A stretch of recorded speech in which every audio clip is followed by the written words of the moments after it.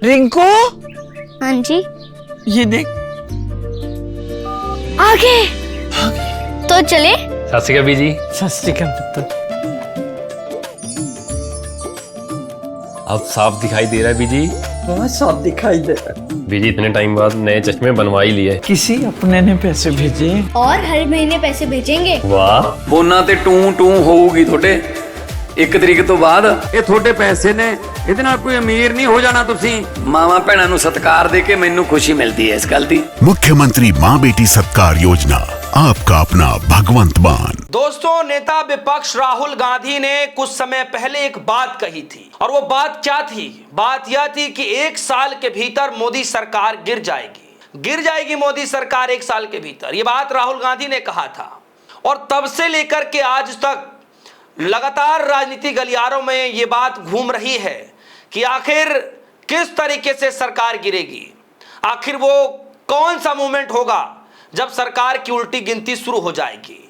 दरअसल दोस्तों, मैं आपको इस खबर में बतलाने यह जा रहा हूं कि अब धीरे धीरे बीजेपी सरकार की, मोदी जी की सरकार की जमीन खिसकती हुई नजर आ रही है। मैं बताऊंगा कैसे 36 से 48 घंटों के भीतर 1 नहीं, 2 नहीं, 3 नहीं, 4 नहीं, 5-5, 6-6 झटके सरकार को लगे हैं।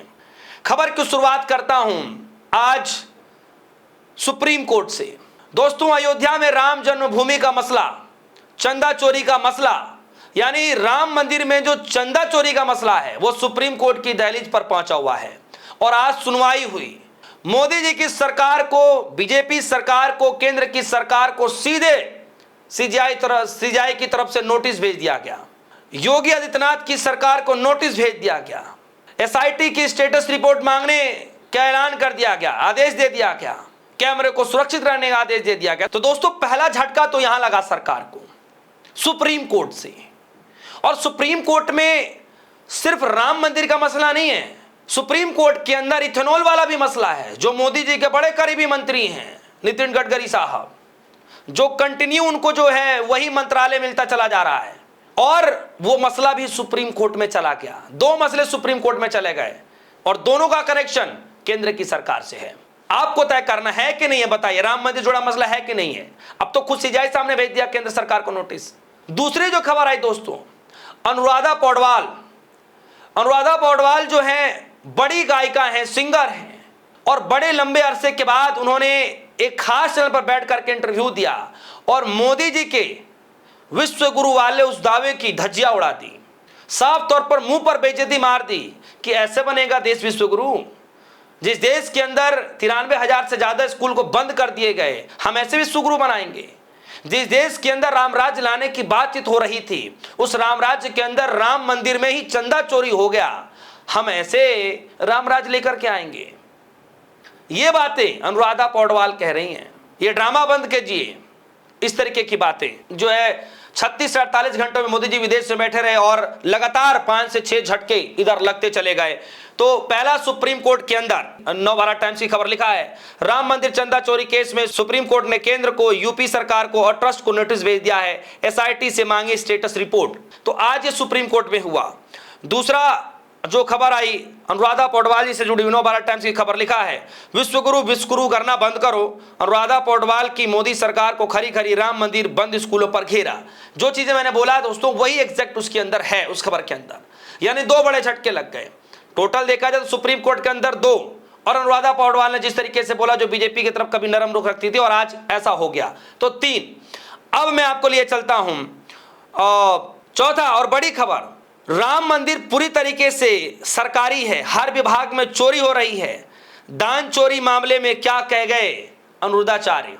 दोस्तों, वैसे तो कई उनके मामले को लेकर के लोगों ने नाराजगी जाहिर की है। हर एक ऐसे मामले आए हैं जिसको लेकर के अनुराधाचार्य महाराज जी को लेकर के लोगों ने नाराजगी जाहिर की है, लेकिन इस वाले मामले को लेकर के, भ्रष्टाचारी वाले मामले को लेकर के अनुराधाचार्य ने ऐसा बयान दे दिया न्यूज 24 को, जिसको लेकर आज भी राजनीतिक गलियारों में चर्चा का विषय बना हुआ है। एग्जैक्टली उन्होंने कहा क्या है, मैं जरा वो शब्द पढ़ दूं।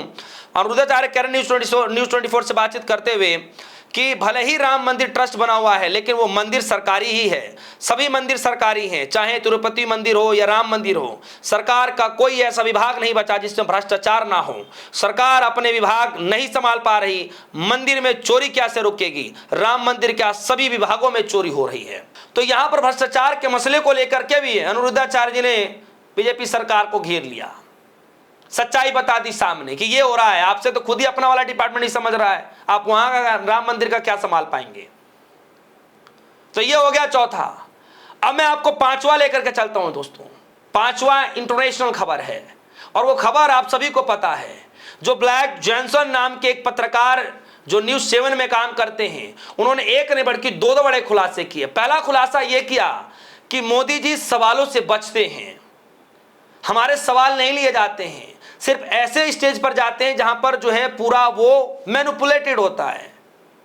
ऐसे उन्होंने आरोप लगाया कि जहां पर पहले से स्क्रिप्टेड होता है, मोदी जी वहां जाते हैं। ऑस्ट्रेलिया के पत्रकार ने यह खुलासा किया, यह सवाल पूछा। उसके बाद यही ऑस्ट्रेलिया का पत्रकार ने एक और खुलासा किया, और वो खुलासा क्या किया आपके सामने जरा मैं पढ़ दूं। ऑस्ट्रेलिया के पत्रकार ने पहले आरोप लगाया कि Modi ji unscripted news conference से बचते हैं और उन्हें स्टेज मैनेजमेंट अपीयरेंस ही पसंद है। दूसरी बार आरोप लगाते हुए कहा कि रॉक स्टार, ऑस्ट्रेलिया के अंदर रॉक स्टार की तरह स्वागत कराने के लिए मोदी जी ने अलग अलग शहरों से एनआरआई मंगवाए हैं, वो भी चार्टर्ड फ्लाइट से भर भर के। और इसमें लिखा गया है कि चार्टर्ड प्लेन में भर भर के मोदी जी के स्वागत के लिए लाए गए भाड़े के एनआरआई। ये वीडियो अब शेयर हो रही है। अब इसकी सच्चाई क्या है वो सरकार बताए, जो भी बताए, खैर, लेकिन ये वीडियो चल रही है, वो वहां के पत्रकार ने दावा किया है। तो ये हो गए 4 और 2 6। चलिए अब एक ही मान लीजिए, 5 झटके। और एक और खबर दोस्तों, वो खबर एक और पत्रकार ने पूछी, शायद न्यूजीलैंड के पत्रकार हैं, जिन्होंने सवाल ये पूछा कि मोदी जी जो हैं वो प्रेस कॉन्फ्रेंस क्यों नहीं करते हैं, बचते क्यों हैं? तब इधर से जवाब आता है, क्योंकि मोदी जी जो है बीच के थ्रू कोई कन्वर्सेशन नहीं चाहते हैं, बिचौलिए के थ्रू कोई कन्वर्सेशन नहीं चाहते हैं, तो मोदी जी इसके लिए डायरेक्ट लोगों से संवाद करते हैं। और ज्यादातर जो पब्लिक होती है भारत की वो गांवों में रहती है। ये तर्क दिए गए दोस्तों, यानी मोदी जी 36 से 48 घंटे विदेश में ही रहे और इधर ताबड़तोड़ जो है झटके पे झटके लगते चले गए। मतलब पूरी इमेज जो है डेंट लगती चली गई। इसीलिए लोग कह रहे हैं कि इधर अनुराधाचार्य गुस्से में, अनुराधा पौडवाल गुस्से में आ गई। धीरे धीरे जो है आप देखिए शेखर सुमन लगातार पोल पट्टी खोल रहे हैं। कई बड़े और वरिष्ठ जो नेता हैं या फिर कह लीजिए जो राजनीतिक गलियारों को समझते हैं, एंटरटेनमेंट फील्ड से हैं, वो भी जो है अब बीजेपी सरकार के खिलाफ मोर्चा खोलना शुरू कर दिया है।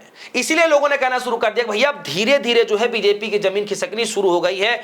वो बात जब राहुल गांधी ने कही कि 1 साल के अंदर सरकार गिर जाएगी, जस्ट उसकी ये शुरुआत लोग मान के चल रहे हैं। क्या आप भी ये शुरुआत मान के चल रहे हैं? आपको क्या लगता है? वीडियो कमेंट सेक्शन में जाएगा, अपनी राय रखिएगा। फिलहाल के लिए दीजिए इजाजत, देखते रहिए DSO न्यूज़। धन्यवाद।